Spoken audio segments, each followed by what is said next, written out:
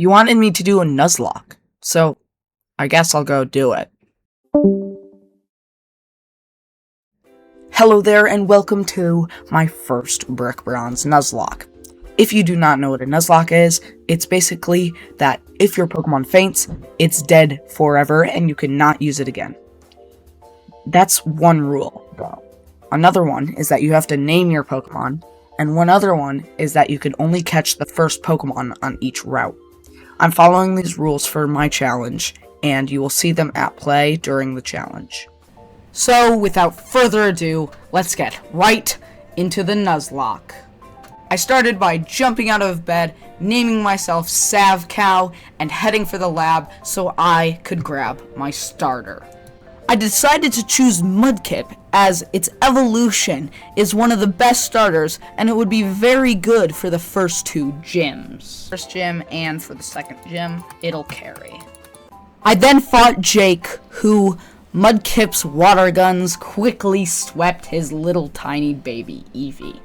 It was then on to Route 1 where I encountered a Zigzagoon. I easily caught it and named it after my cute little corgi, Delphi. I also found out that Delphi was holding something, which is something that my real-life dog really likes to do. I quickly got through Route 1 and then headed to the next town, where I would meet Linda, the stupid Brick Bronze stealer. She stole my brick and I chased after her into Gale Forest, a spot where I would not only have to defeat her, but have to catch my next team member. Be like Nidoran, male. Yes! Oh, just what I wanted.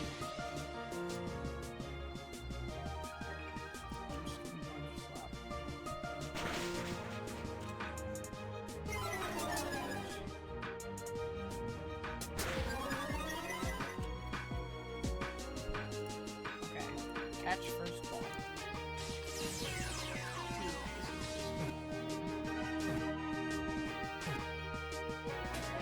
Let's go, bro. I caught it pretty easily and named it Sir Stomper, remembering Sir Stink from my Poison Types Only video. Catching Sir Stomper, it was time to fight Linda. Linda, if you're not prepared, is a really difficult fight. And so, I went into the battle not knowing what would happen next.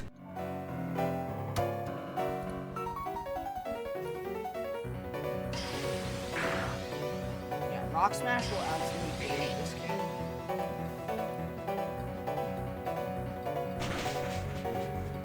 Two Rock Smashes took care of the Poochyena, and next out was her Pancham. I swapped to Sir Stomper as I knew he had the super effective move Peck for this Pancham.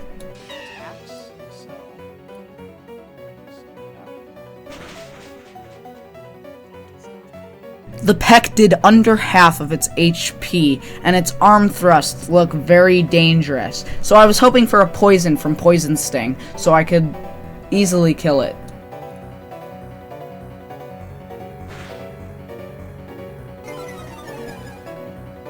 Knowing that I was -2 defense and would absolutely be destroyed by one of its attacks, I switched to Sumongi to get rid of those.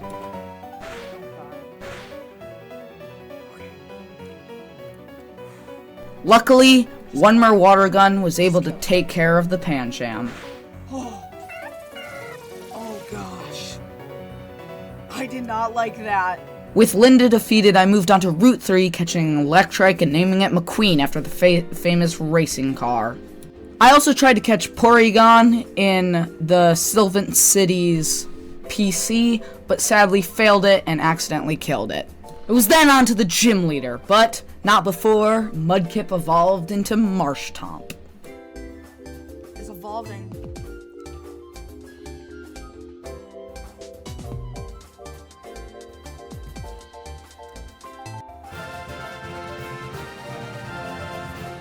I then walked into the gym, clearing the two gym challengers with ease and moving on to the gym leader, who I would sweep with ease.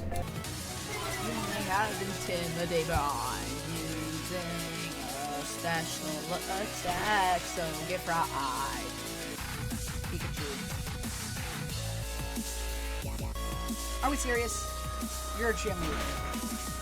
And you're using electric type moves against a ground type. The first gym was easy and I obtained my first gym badge. First gym badge, already.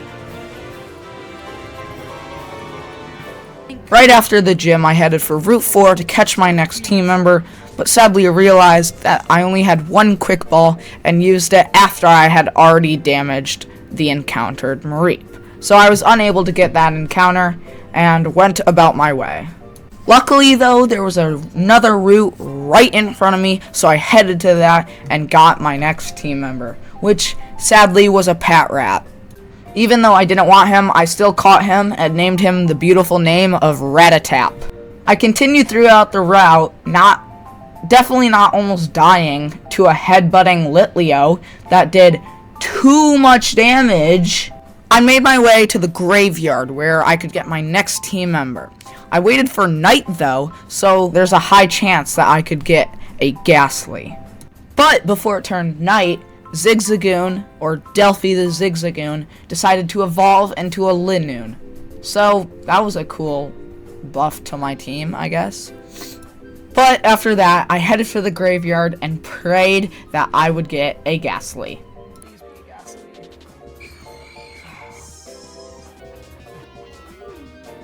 I caught the Ghastly and named him Balsa. It was then on to Route 5 where I caught a Ponyta, and then in the Brimber Volcano where I caught a Roly-Coly. Oh yeah, and Pat Rat evolved into a Watchhog or something. After a bit of battling, I found myself at the Eclipse admin, and I fought him. His Honedge was taken out by a single crunch from Watchhog. A single rock slide from Marshtomp killed his Vullaby. And 2 water pulses were all that was needed to clean up his Lunatone. After Groudon, I headed towards the gym to finally get my second gym badge. After the gym trainers, it was finally time to fight the gym leader, the fire-type specialist, Sebastian. The fight was pretty simple. His Litleo died to 2 water pulses by Marshtomp, as well as his Growlithe. A water pulse did less than half of Magmar's HP, but got a confusion, and he hit himself in confusion to bring him down to half HP. Then, 2 more water pulses cleaned him up. The second gym was over, and I obtained the second gym badge. It was then on to Route 7 where I caught a Meryl. On this route, Roly-Coly also evolved into Carkol, which gave me a fire and rock type instead of just a rock type. After the evolution, I headed in to the lumber place so I could fight all the Bidoof people. The first 2 guys were really simple and I was able to beat them easily, but then it came to the last guy. I led with Electrike, knowing that he would send out his water type Bibarel.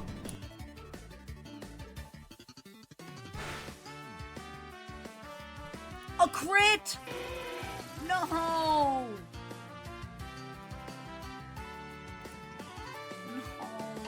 McQueen. First Montu. Dude. No. Luckily though, Marshtomp was able to clean up both of his first 2 Bibarels, and it was on to his Pinsir. I sent out Carkol, knowing that Rock and Fire were both good against his Bug type.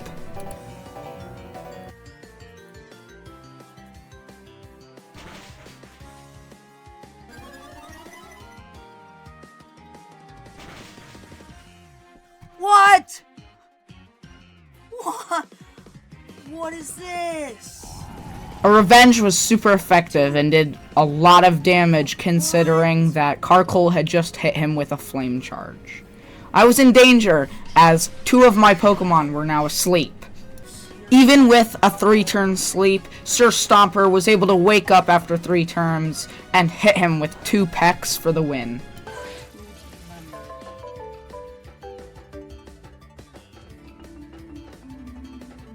I put both Carkol and Electrike in the box and took out Ponyta as it was a decent fire type.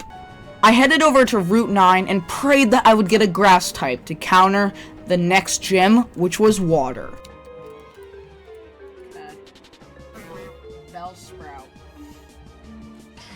Bellsprout, can you carry me through the third gym?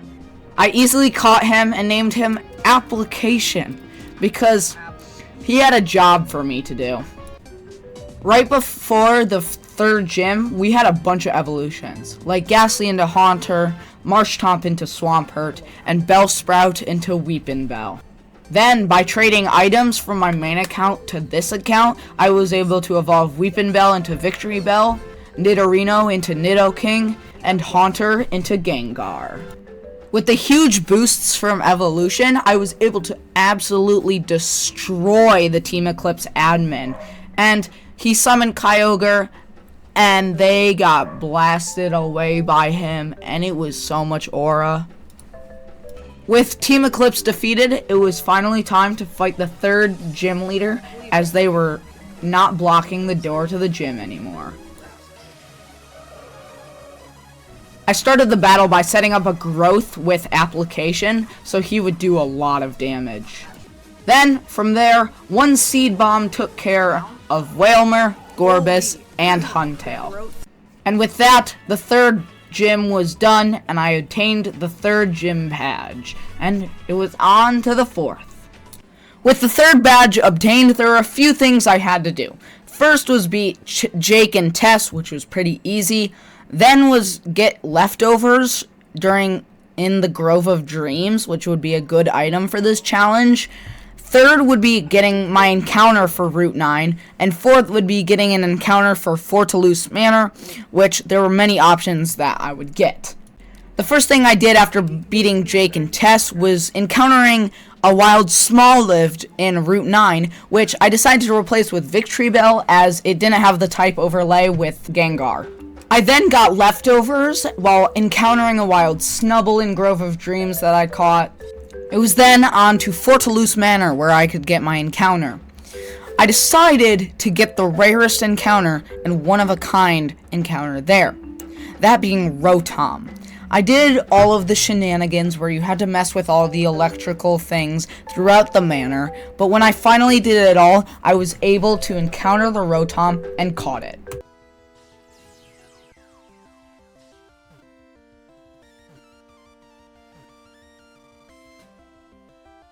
Oh, jeez, that was close.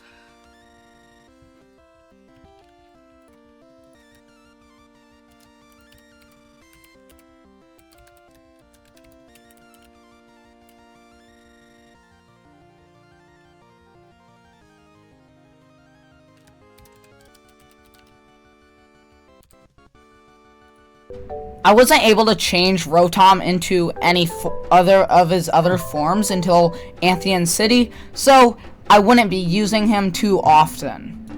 Oh yeah, and also the game kind of crashed, or it shut down while I was in the middle of it, and my last save was right before catching Rotom. I did everything the same, no cheats, no nothing, so you don't have to worry. I did everything the same, named everybody the same. I did nothing different, so it's all fine.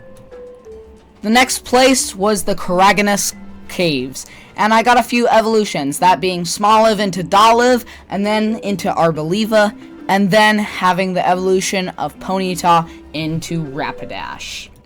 Once I finally exited the cave, I was in Anthean City, where I could finally change the form of my Rotom. I decided to go with the refrigerator form, as I was lacking an ice type, and if I was able to hold on to Rotom, then I would use that for the champion Salamence. Once I had Rotom in his desired form, it was on to the fourth gym leader, Stefan. He led with his strong Staraptor as I led with my Rapidash. I didn't lead Rotom as he had close combat. The Intimidate dropped my attack, so I would do less damage, but I still fought back with my hard fire types. Two Flame Wheels were able to take care of his Staraptor. Rapidash was holding on at 53 HP as his Skarmory was about to come in. I knew it was a Steel type and I could send in Rotom, but he was weak to Steel. I could either stay in and risk the death, or switch to Rotom and risk the death. I decided to stay in with Rapidash and fight back. Because of the attack drop with Intimidate and Skarmory's incredible bulk, the Flame Wheel was unable to do even half, and an Aerial Ace brought me down to 26 HP. An Aerial Ace should have killed Rapidash, but it instead went for spikes, meaning that I could live. And so, with one more Flame Wheel, I was able to finish out the Skarmory. As Aerodactyl was threatening his arrival, I was about to switch to Swampert, but I accidentally switched to Rotom, not even meaning to.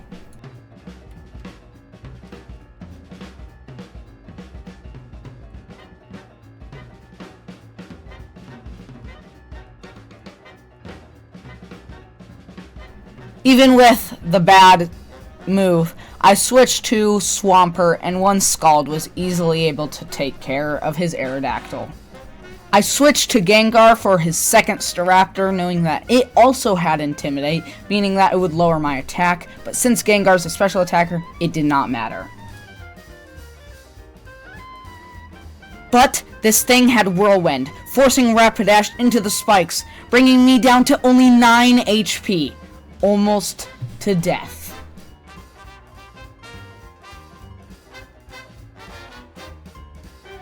Even with the unwanted switch, Rapidash was able to pick up the KO just because of its incredible speed, and it was on to his Braviary, which was taken out by one simple Rock Slide from Swampert.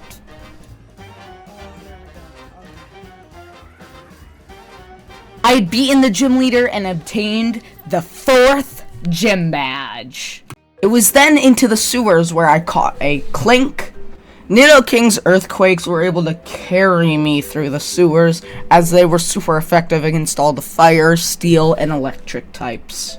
Once I was out of the sewers, it was time to face Professor Cypress and his full team of starters. And unlike my monotype challenges, I was actually able to use Absol in this fight, and only in this fight because I don't like Absol. The battle started with Mega Absol taking care of Venusaur with 2 Psycho Cuts. I then sent out Arboliva to deal with his Feraligatr, who was one-shot by an Energy Ball. I then sent out Swampert to deal with his Blaziken, who was one-shot by a Scald.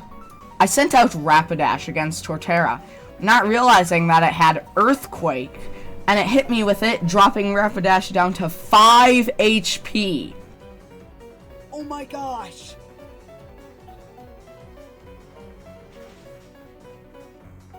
Five HP! Let's go, Rapidash! His Samurott was taken out by 2 discharges from Rotom. Finally then, Nidoking was able to tank a huge Psychic from Delphox and retaliate with a massive Earthquake that one-shot it into the ground.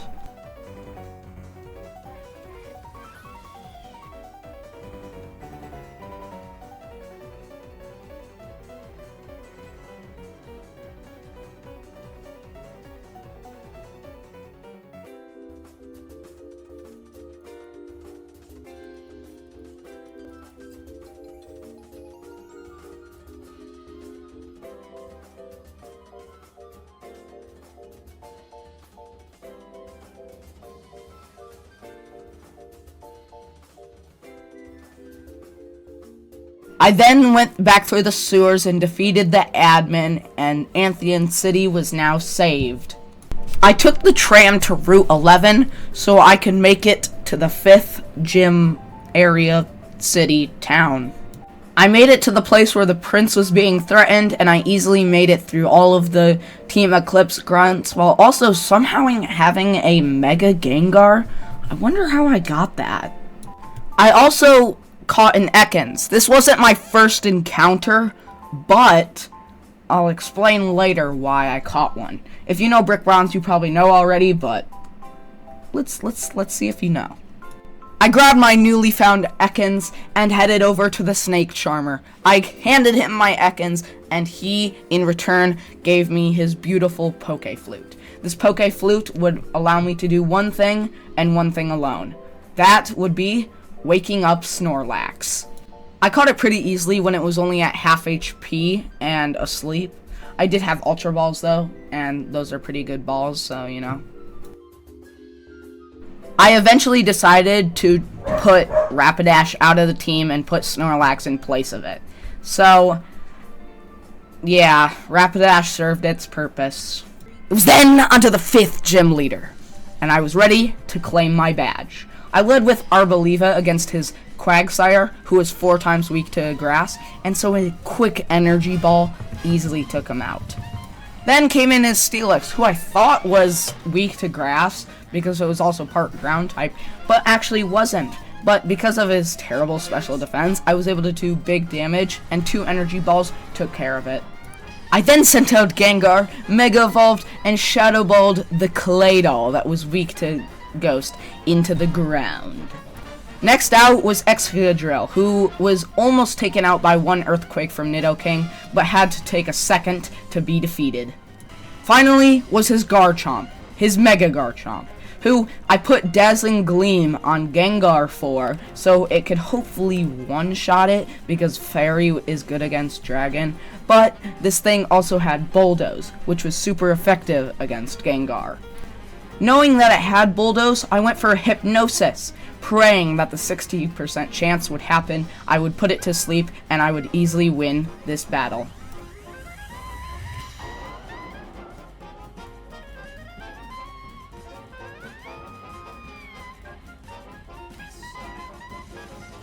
It fell asleep, and 2 Dazzling Gleams were able to kill the Garchomp and secure me the 5th gym badge. I had just beaten the 5th gym when I decided to call Caleb, and we got in a call, and yeah. I just got the 5th gym badge. So, no death. So you are, What? sorry, so you are recording? Yes, right now? I am. Okay. But it's fine. Alright. On the next route, I got myself a Houndour, which I decided to put on my team as Houndoom was a good dark and fire type that would solve some of the weaknesses that were already on my team. I decided to sub out Nidoking as I already had a poison type and I already had a ground type. I'm sorry, Nidoking, you were a good team member, but I just needed something else. Houndour then quickly evolved into Houndoom, already giving me a fire type that would be very good. I just needed to level it up a bit, just because it was very low leveled compared to the rest of my team.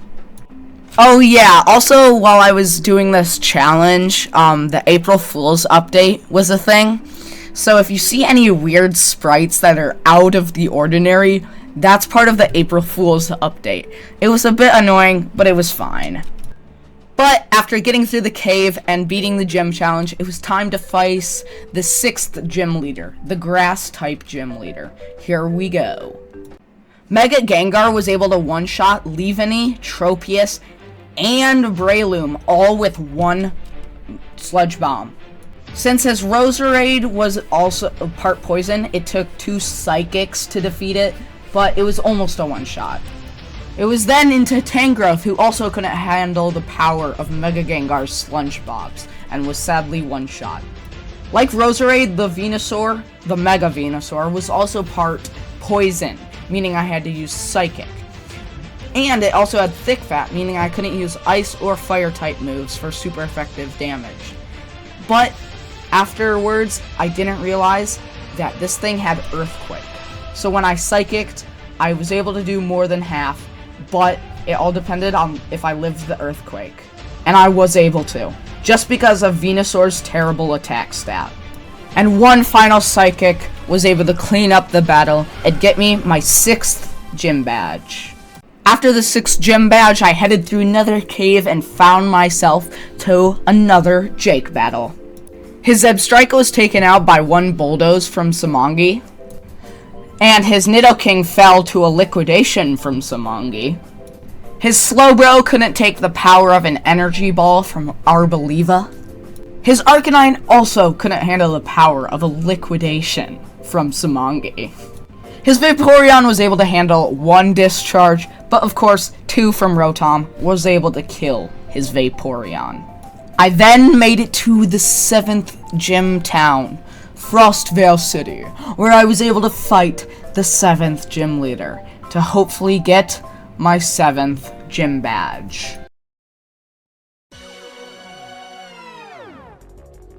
He led with Honchkrow as I led with Rotom. 2 discharges were able to take out the Honchkrow pretty quickly.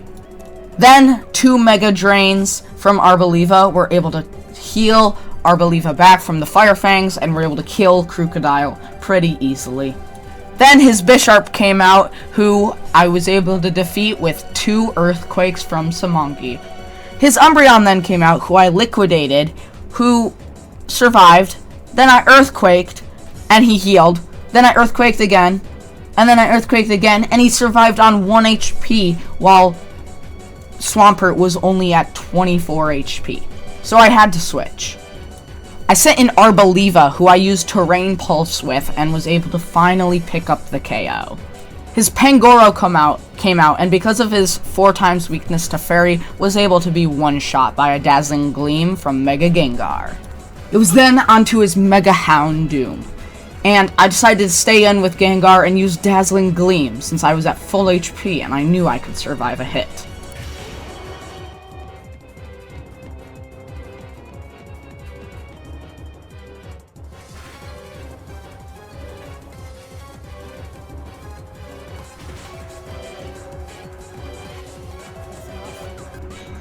The move was not super effective though, because Fire resists Fairy, and a Shadow Ball from Houndoom knocked me down to 77 HP. I switched to Snorlax, knowing that he could definitely tank a hit, but he was burned. A Dark Pulse then knocked me down to all the way to 27 HP, and a Hammer Arm did absolutely nothing. Because Snorlax was low, I switched to Houndoom, who ate up his Fire-type moves because it had the ability Flash Fire. But right afterwards, it launched a Sludge Bomb at me, doing huge damage while also poisoning me. This is when I realized that I had to switch and sacrifice somebody if I wanted to win the battle. I ended up deciding Snorlax, as I felt like he would probably be replaced in the future anyways.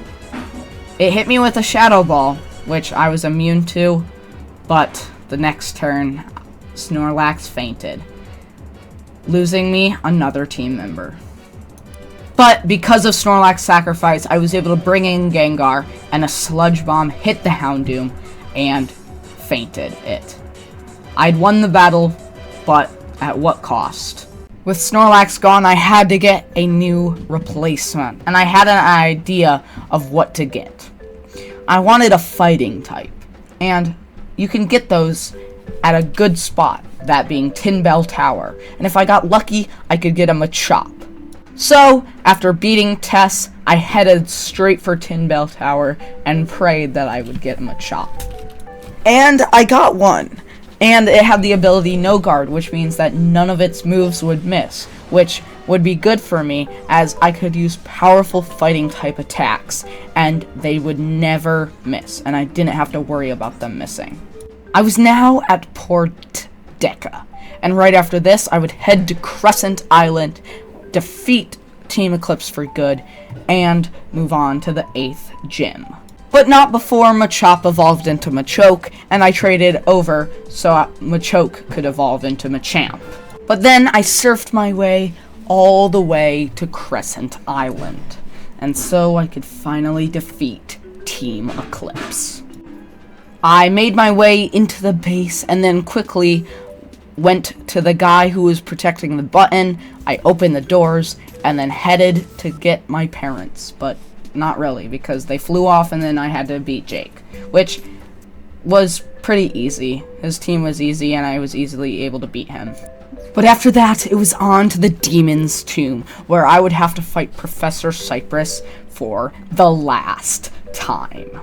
He led with his Greninja as I led with my Arboliva. His Greninja was faster and started stacking up double teams, which was very annoying. But after a while, I was finally able to kill it with my powerful grass-type moves. But then, most of the battle from there on out was pretty easy. Decidueye fell to a single Shadow Ball, Incineroar fell to 2 Earthquakes, Empoleon fell to a couple Energy Balls, and Sceptile fell to a single Sludge Bomb. It was then time for his Mega Charizard X. I led with Samongi to hit him with an Earthquake since he didn't have his Flying type anymore after Mega Evolution, but it was unfortunately unable to one-shot.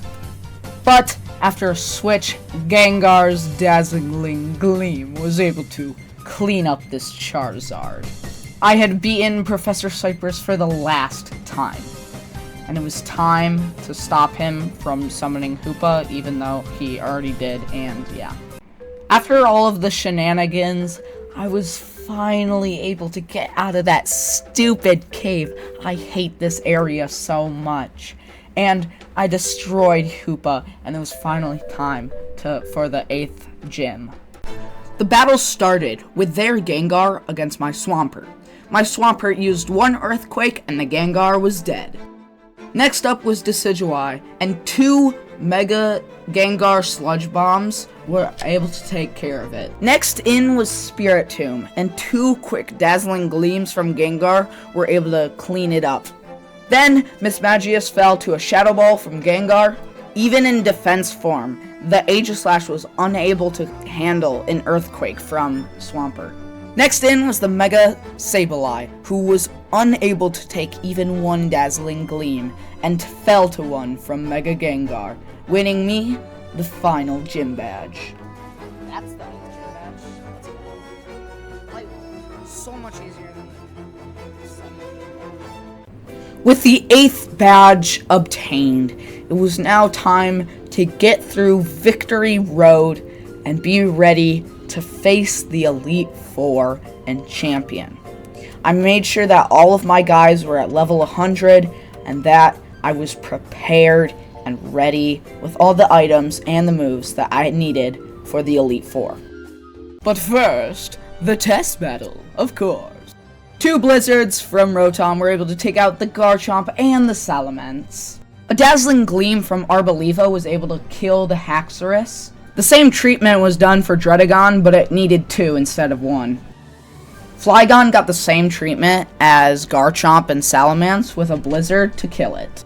And with 1 final Sludge Bomb from Gengar, the Altaria fell, and I had beaten Tess for the final time. With Tess defeated, it was on to the first Elite Four member. The battle started with Houndoom being able to take out Ferrothorn and Aegislash with a single Flamethrower. Excadrill got the Swampert treatment, and 1 Earthquake was able to take it into the ground, killing it. Then came in the Jirachi that flinched me 4 times in a row before I was finally able to send off an Earthquake, one-shotting it. Finally came out the Mega Metagross, who was sadly one-shot by a single Shadow Ball from Mega Gengar.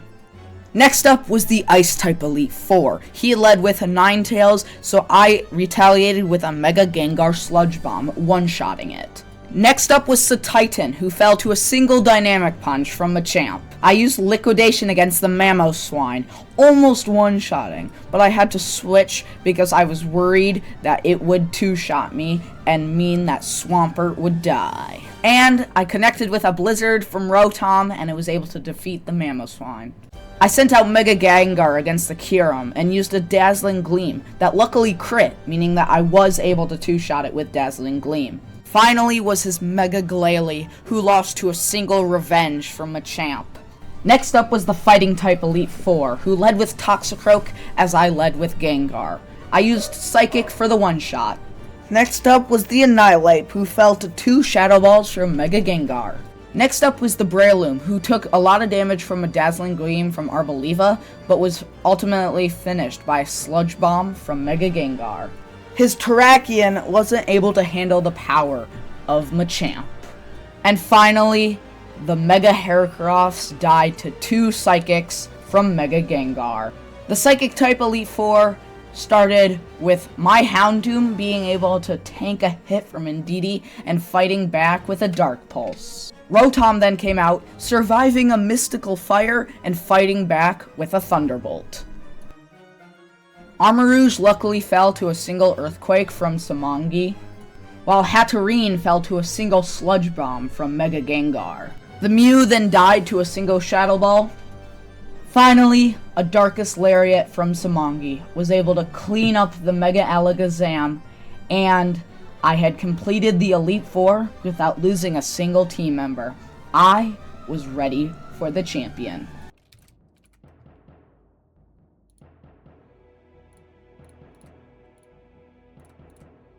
I know the champion won't be easy. I just need to lock in. Get lucky. And beat this idiot. And lead with you. Okay. Champion time.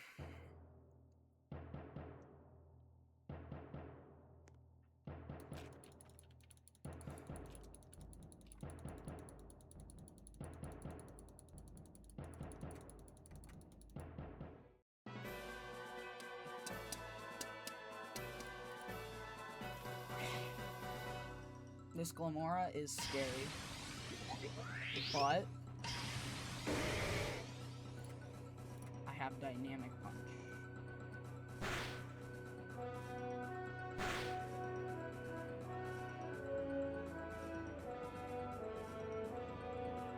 And you're confused now. Hit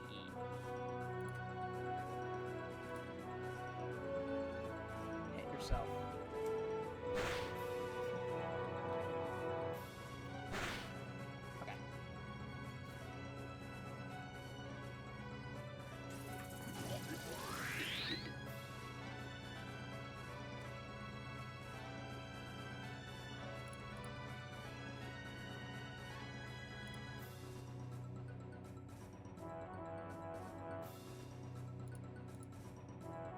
This Rotom is so annoying. Which is not fun. Well, if I can hit this...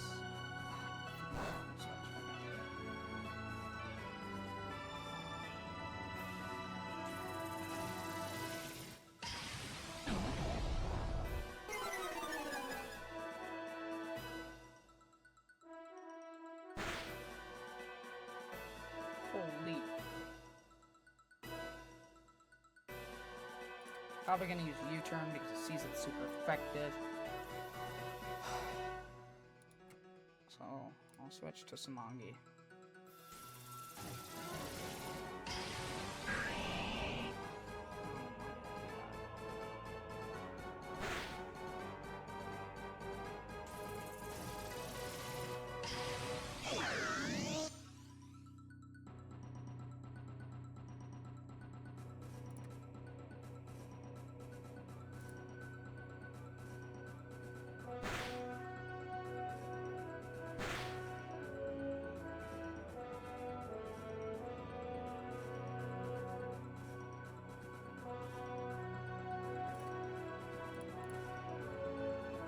I just have to... Okay, so this Rotom is...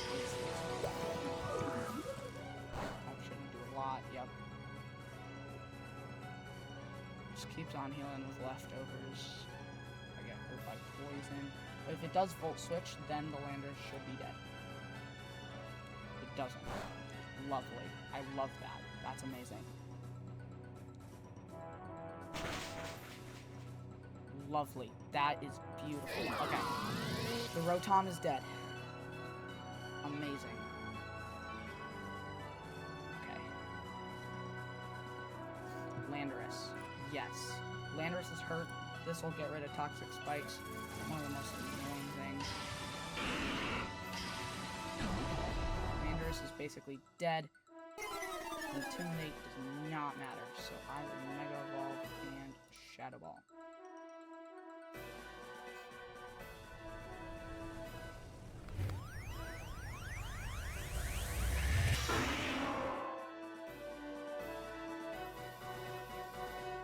Shadow Ball should kill. Let's go. Okay, my plan is working out. Heatran, yep. Come on, you gotta be faster. gotta be faster.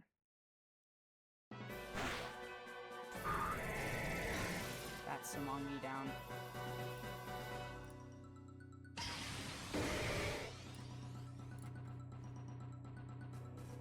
Don't die. Yes! Come on, kill. Yes! Okay. Let's go. Let's go. Okay. He only has his golden go and his mega salamence. And Samangi, I can't believe I lost you first. Okay. Come on. Hopefully a Shadow Ball can take care of it. If not, I always have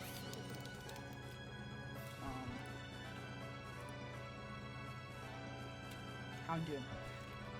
Houndoom should kill if he's done. Yes. Okay. Let's go.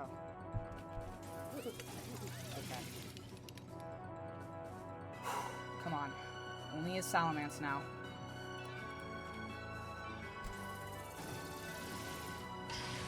You got this. Intimidate does not matter. You just have to hit this wizard.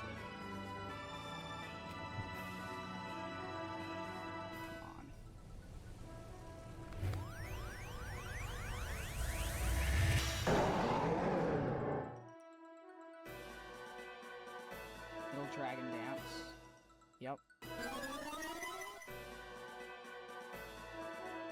Hit it.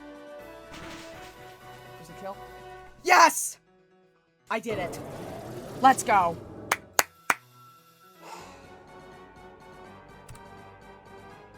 Let's frickin' go, baby. I did it. I am now the champion. With a Nuzlocke. I did a Nuzlocke. I beat the Nuzlocke. Only losing 4 members, one of them during this fight. Sad that had to be my starter. Let's go. The Hall of Fame. Let's freaking go, baby. And that's the story of my Nuzlocke, and that's how it ended. If you enjoyed this video, please make sure to like and subscribe. And if you want to see more of these Brick Bronze challenges, make sure to tell me down in the comments. Or, if you know me personally, just tell me face to face. Don't be a brain rot little Timmy. But, thank you guys for watching. See you next time. And, without further ado, yeah.